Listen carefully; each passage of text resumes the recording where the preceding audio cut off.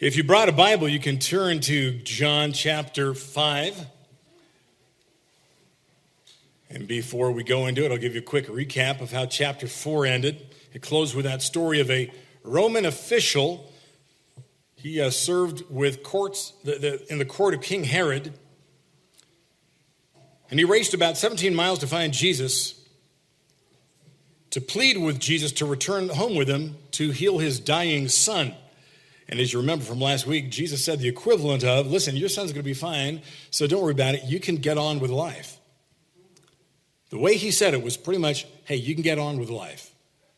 And we considered that, there's no getting on with life if you're concerned about something that gets you sick to your stomach, something that keeps you awake at night. There's just no getting on with life until you hear from Jesus who says, I got it covered. I got it. I got your back. You can get on with life, trust me. So we find out that the father kind of took a leisurely return home because I guess he really believed what Jesus said. However, Jesus said it as he looked into those eyes. He thought, okay, I think my son's going to be all right. And he takes a nice stroll home and he finds out his son is out on the swings. He's doing great. And he was told by some of his servants that, hey, your son was fully recovered last night at 7 p.m. And it hit the man right there. He said, that's exactly the time this man, Jesus, said, get on with life. Your son's going to be fine. So let's go into the 5th chapter. John writes this down. He says, after this story, this incident with this royal official, there was a festival of the Jews. And the Jews went up, and Jesus went up to Jerusalem. So there were 3 Jewish festivals that every adult Jewish male who lived within 20 miles of Jerusalem were legally bound to attend. And Jesus is on his way to one of these feasts. So here is, when you think about it, here is God attending a feast that he had created and told everybody to observe centuries earlier. God in the person of Jesus going, hey, I'm going to go to one of these parties that I told everybody to throw in honor of what I did for you. Verse 2. We're going to read 2, 3, and 4. And by the way, some of your versions may not have what I read in chapter 4, in verse 4. Some versions, they leave it out. Depends what ancient scroll they're translating from. But it says this. Now in Jerusalem, by the sheep gate, that's one of the major entrances into the city of Jerusalem, there's a pool called, in Hebrew, Beth-Zephah, which has 5 porticos. In these lay many individuals, blind, lame, paralyzed, waiting for the stirring of the water. And then your version may say this, for an angel of the Lord went down at certain seasons into the pool and stirred up the water, and whoever stepped in first after the stirring of the water was made well from whatever disease the person had. So what John tells us is that Jesus makes his way to a famous natural pool. And your English versions may have one of these 3 names for this pool that are found in ancient manuscripts that your English translations are translated from. How many of yours says Bethsaida? Okay, that means house of fishermen. How many of you have Bethesda? That's house of mercy. House of mercy. And then there's Beth-Zephah. Anybody got that one? That's house of olives. We don't know which one it's called. Either way. It's deep enough for a swim, and it's fed by some subterranean spring. And every so often, this spring would bubble up and disturb the surface of the water, and the belief was that the disturbance is caused by an angel that every once in a while would come down out of heaven for a dip. And for a brief moment that the angel is in the pool, the waters would take on this miraculous healing property, which would heal only the first person to get into the water after the bubbling began. Do you think that was real?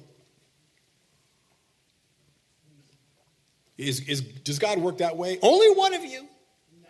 The first one in, it's going to have to be a race. Now, this thing was superstitious. That's all it was. It was superstition. But we're told that around the pool are 5 porticos. Take that to mean 5 shaded coves where a lot of people were laying down, where they spent their day. As John said, they were blind, they were ill, or they were paralyzed. Verse 5, one man was there, laying down by this pool, who had been ill for how many years? 38 years. When Jesus saw him lying there and knew that he had been there a long time, he said to him, "Do you want to be made well?" And the sick man answered him, "Sir, I have no one to put me into the pool when the water is stirred up. And while I'm making my way, kind of, crawling, dragging myself on my hands, someone else steps in ahead of me." So here is this man who, this infers, has been laying by this pool for 38 years with his illness. Do you think he lived there? Yeah. Maybe he had a sleeping bag just kind of up a little further away from the pool? Or did somebody drop him off in the morning and pick him up after work? We could assume that this guy could have asked to be laid down anywhere that he wanted to. I mean, if he had a home, why didn't he just stay home and stay on the couch? Maybe he would have asked, "Hey, lay me by the public library. It's got some nice trees over there. Or lay me by the temple, so I'm kind of close to God's house. Maybe I'm closer to a miracle." And what does somebody do who's been lying around a pool for 38 years? You probably talk to the people around you. You talk about what you're going to do with your life if you ever get to be the first one into the water. Do you think this man actually believed that he'd get healed? I wonder if he ever actually saw somebody get into the water and get healed. And nowhere in the Bible do we see angels having healing power anyway. And if this man had family or friends, what we know is that they're not there. They're not with him. Sometimes you and I, we got some infirmity, we got an illness, we got an issue, and for some reason our family is just not there. They're just not with us. Maybe they just don't know what to do. They're powerless.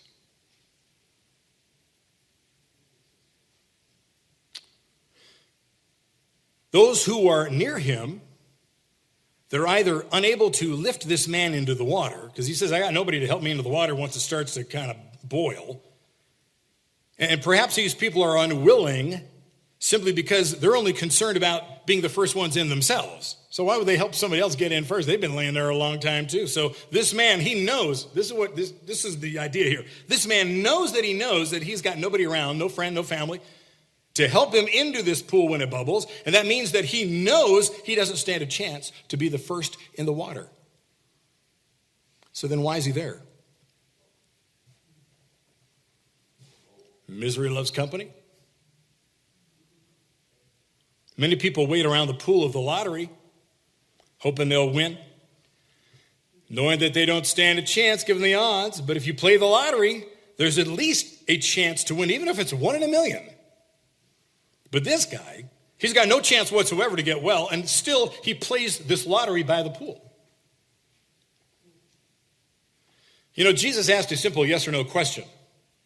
Do you want to be made well? In other words, are you tired of this? And the man responded with an excuse. And like this man, we answer God's simple yes or no question with an excuse. We accept our infirmity. Some of us have been living with our infirmities for 38 years too. And think with me here. What have you done over 38 years? If you're 38 years or older. I just want you to think of how much time that actually is. 38 years. That's a lot of time. And this man has been laying by this pool knowing, accepting that he's never going to be the first one in. Yet he still lays there every day. Why? For the same reasons you and I do. You see, when Jesus comes to us and he asks, do you really want to be changed? if we're content to stay where we are, we're just used to it. This is my routine. There's not going to be a change. There's got to be a desire for something better first. And then comes the change. Bishop T.D. Jakes, he wrote about this man by the pool. He said, have you ever stopped to think about who you are and how you got to be where you are? And who you are? He says, so many of us are so busy looking at our lameness, our problems, our needs, our area of weakness, that we don't have an awareness of where we are in our lives. Like if we were even camping out by a pool. Do you even know if you are? He said it's primarily because we don't have a clear picture of where we've been. And ironically, this man by the pool actually had two advantages that many people don't have. He says, first, he knew he had a problem, and so did everybody else because his condition was obvious. He had to face his problem. There's no way to avoid it or ignore it. And many people today haven't even faced their condition. They can look in the mirror and not see any major flaws, or they can keep a job without getting fired and assume then things must be okay. But the fact is, we each have an area of weakness in our lives, and it's there even if we refuse to face it, even if it isn't obvious. Would you agree? He says, second, the man knew the reason for his lameness, when and how it happened, whether it was a childhood injury, I'm thinking like Mephibosheth, or if he was born with it. But one of the things that each of us have to do about our particular area of weakness is to trace it back to its origin. Most of us should be able to do that. Not everybody can. Sometimes the cause is buried in our subconscious because it's too painful.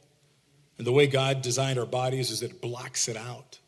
And then sometimes it kind of comes to the surface when we're older and we're like able to handle it.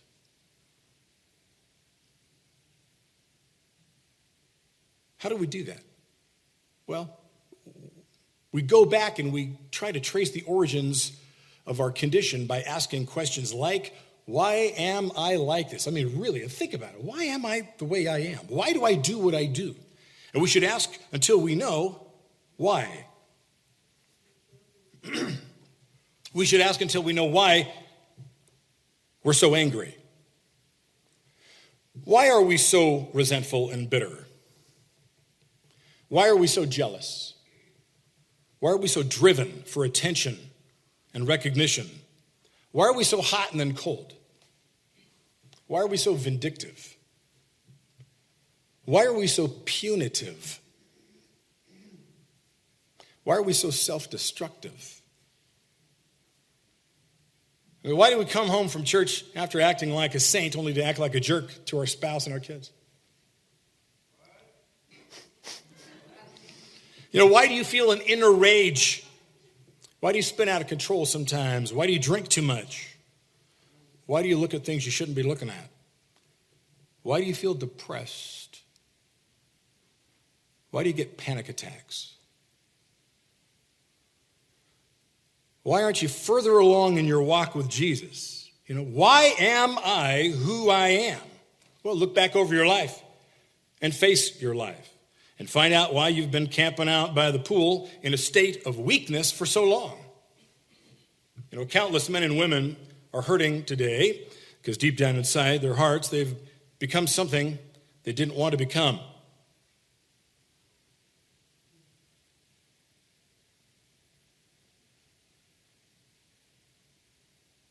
Not wanting to be who you are actually is the beginning to your deliverance. Because it's not what you've done that makes you a candidate for Jesus' help. It's how you feel about what you've done or how you feel about what you want to be. Remember when Jesus said, "Blessed are those who hunger and thirst for righteousness, for they will be satisfied." Thank goodness he didn't say, "Blessed are those who are righteous." Because I think that would eliminate all of us from God's blessing. I mean, thank goodness he said, blessed are those who still have an appetite for doing the right thing. You know, blessed are those who still thirst to be a better person. Blessed are those who still want to be whole even though they know they're not. Blessed are those who want to be the good husband or good wife that they know they aren't. Or who still want to be the father or mother that they believe they can be but they're not right now. Or who still want to change and grow. See, deliverance begins with a passion in you that challenges the problem in you. You've got to have a passion big enough to change, to want a different life, to challenge the problem. You got to ask yourself, what is it that I don't want to be anymore? Put your finger on it. Everybody's got to have at least one thing. How about this? What is it that you don't want to do anymore? Everybody's got to have at least something in that category too. What is it that you don't want to be anymore? Who is it that you don't, or what is it that you don't want to do anymore? I mean, do you want to be made well? Do you want to no longer be that? I mean, that's Jesus' question to you. So what's your answer to his question? You know, the man never gave Jesus a yes or no answer. Again, he just gave an excuse. So you know what Jesus answered for him? Look at verse 8.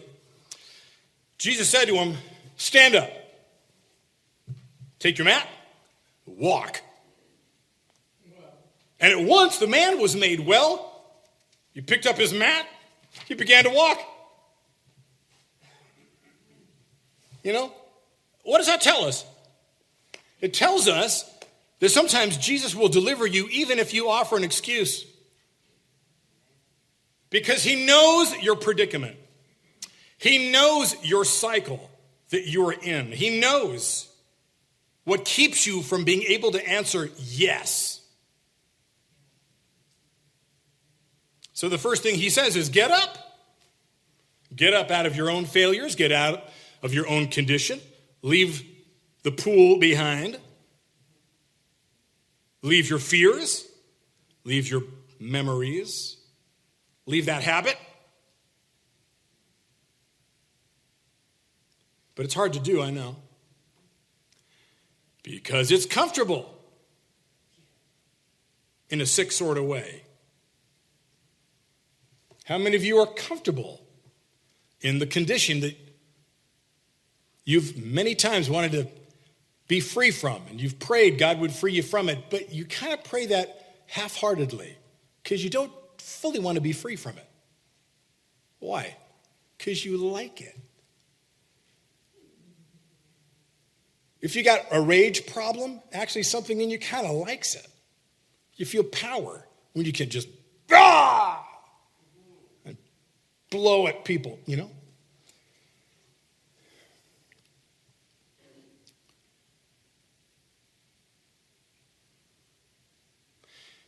So have you accepted, like this man, that your condition is permanent? I'll tell you if you have. You'll say things like this. I'll always be this way. Or I'll never be able to do it. This is just the way I am. And so what you and I do, we wait and we hope for something that will never deliver. We say things like, if I could just be here, if I could just have this, if I could have that job, if I could have this property, if I could have that relationship, then I'll be happy. When what we really need is a touch from Jesus. So focus on the question. Yes or no? Do you want to be made well? Are you sick of this? See, are we going to stand up like he says, or are we going to offer excuses? When he says get up, we got to get up. You know, Jesus was commanding this man to attempt the impossible, right? Get up. Come on, stand up.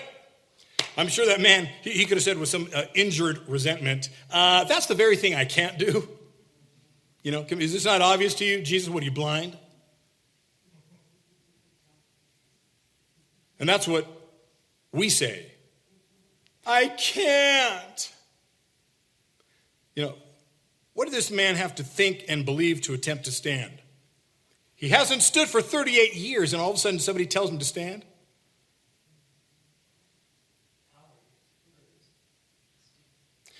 I mean, I want you to imagine the huge mental obstacle alone this would be for this guy. Because, you know, mental obstacles is what keeps us by the pool. We're so used to this thing that we got in us or who we are that we actually, like this guy, think, I can't change.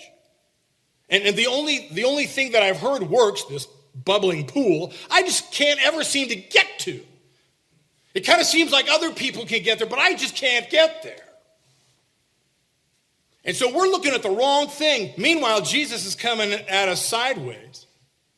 And he's asking a question. I wonder, are we paying attention to the question? I wonder how often he's been asking this question, repeating it. Do you want to be made well? Do you want something different? Are you sick of this? Are you tired of this? Are you tired of this? At some point, hopefully you say, I'm tired of the pool.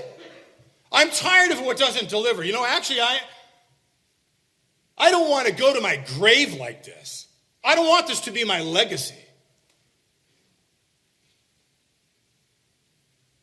I'm still breathing. There's got to be some life I can still live that's better than the one I got.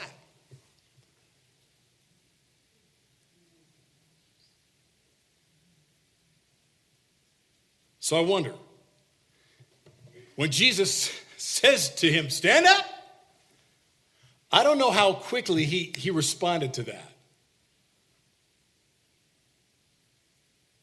And I don't know if inside he's going, I mean,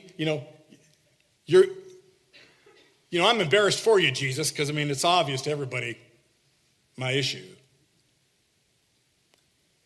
But something happened. And maybe at that moment, when he heard the voice of Jesus,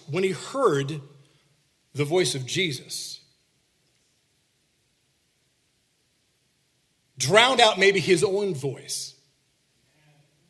When he heard the voice of Jesus say, stand up, you can do it. Come on, buddy, I believe in you. Come on. What made him do it? Actually try.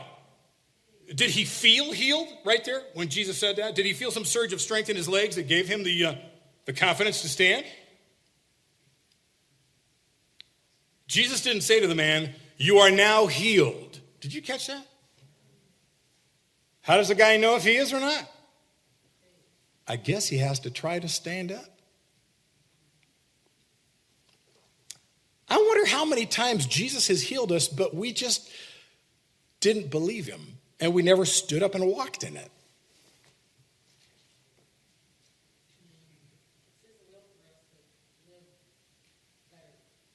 It's his will for us to live a better life, to get away from the pool. But we first have to get past this, our thoughts.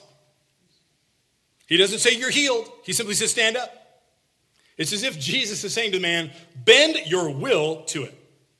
Make a huge effort, and you and I will do it together. And we got to realize our helplessness. And it's as if we see right here that a miracle happens when our will and God's power meet. God has all the power all the time. God is never like less powerful one moment or 1 hour, 1 day, 1 year. He's consistently all powerful. But our will to have a different life, that's the roller coaster. Sometimes we believe, boy, we can believe God for anything. How often we just believe more in our condition and how debilitating it is than this constant power of God. I want to read something from Andy Andrews. I think this is like my third book of his that Craig Erickson has lent to me. He's a friend of Craig Erickson, New York Times best-selling author. He's got a bunch of books. I was reading this the other day. I thought, I'll work this in here. He says, today when I encounter people who are discouraged with their progress, as they start a new endeavor or embark upon a new set of goals, I sense that most of them are attempting to create the big picture all at once. When that big picture doesn't appear as quickly as they had hoped, they allow their imagination, the part of them that created the excitement in the first place, to turn against them. I can do this. I could change. I have hope. And then your imagination could play the opposite on you. There is no hope. The reality is, I'll never change. Instead of imagining how great everything is going to be and thinking of new methods they can employ to make it so, they imagine all the reasons it will never, ever happen. They become discouraged. Ironically, the discouragement affects them physically. And they actually become less likely to do these things that are crucial to creating the life of their dreams. Just another way to say it. Our will, our desire for a new life has to meet the power of God. Then things change. Listen, there are many things in this world that defeat us and conquer us. We just give up and we just lay by the pool and years go by. But when there's a desire in us, there's a determination to make an effort, push past the voices in our heads, the false beliefs that we've held for years concerning our own condition, that even though it's always appeared to be hopeless, and we get sick and tired of being sick and tired, and that we choose to believe in the power of Jesus over our condition, that is when the power of Jesus gets its opportunity. And with him, we conquer the things that have conquered us for so long. Have you ever had this experience? Hopefully everybody's at least had it once. I know you have, but you're not thinking about it right now.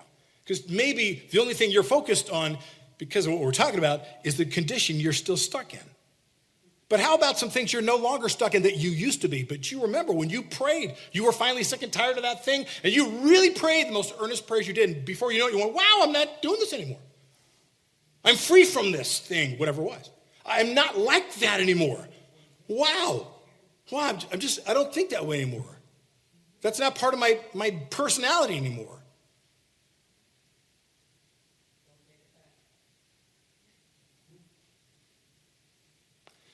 Does something come to mind to each of us today that we'd finally like to rise up out of? Is there a pool we'd like to finally leave because it's been a waste of time, maybe a waste of years, maybe 5 years, maybe 15 years, maybe 38 years? It's amazing how many years can go by.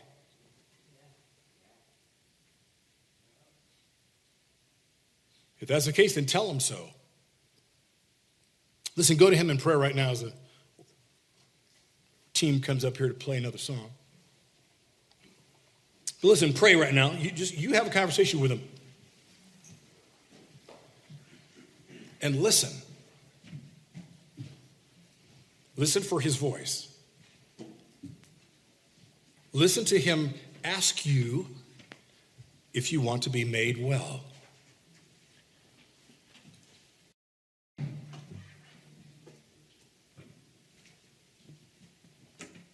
And then tell him your answer. No excuses.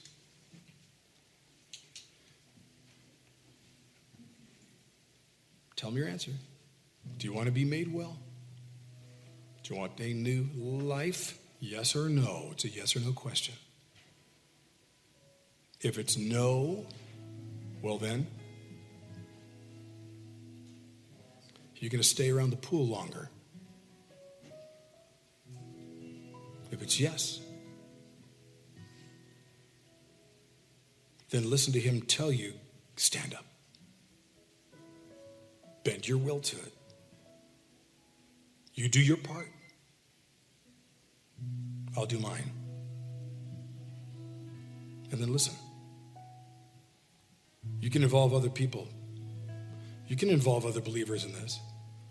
You could lean on the elders of this church, because we're here to help you stand and get up and out of whatever has kept you ill by your pool.